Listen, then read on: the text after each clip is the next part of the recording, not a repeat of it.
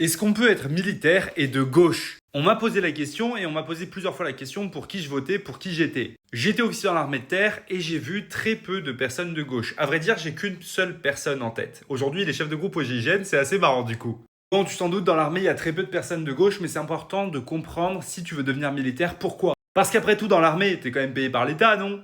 Déjà, gauche et droite, c'est quoi? La gauche, c'est plus de protection sociale. C'est une réflexion de dire on impose pour protéger les salariés en leur donnant de l'argent et en les aidant au maximum. C'est plus de services publics, plus diffus. La droite, c'est moins d'intervention, c'est un État qui est moins présent, qui va se limiter aux fonctions régaliennes. Et qui dit fonction régalienne dit défense, dit forces armées. Les forces armées, ça fait donc partie des fonctions essentielles d'un État. Aujourd'hui, les militaires n'ont pas le droit de s'exprimer sur la politique. Moi, j'étais officier, mais aujourd'hui, je suis civil. Je peux donc te partager tout ça sur la politique. Mais les militaires ont le droit de voter. Si tu demandes à un militaire pour qui il votera certainement à droite ou au centre. Et beaucoup de militaires ont cette vision d'un État fort qui se limite aux fonctions régaliennes et pas qui va assister de tous les côtés. Et en soi, jusque-là, on pourrait très bien avoir des militaires qui votent à gauche. Le souci, c'est qu'à gauche, on a beaucoup d'idées antimilitaristes contre l'armée. Réduction du budget des armées, désarmement de la police et d'autres idées. Donc forcément, ça c'est opposé à ce que veulent les militaires. Deuxième raison, elle est plutôt culturelle et plutôt ancienne.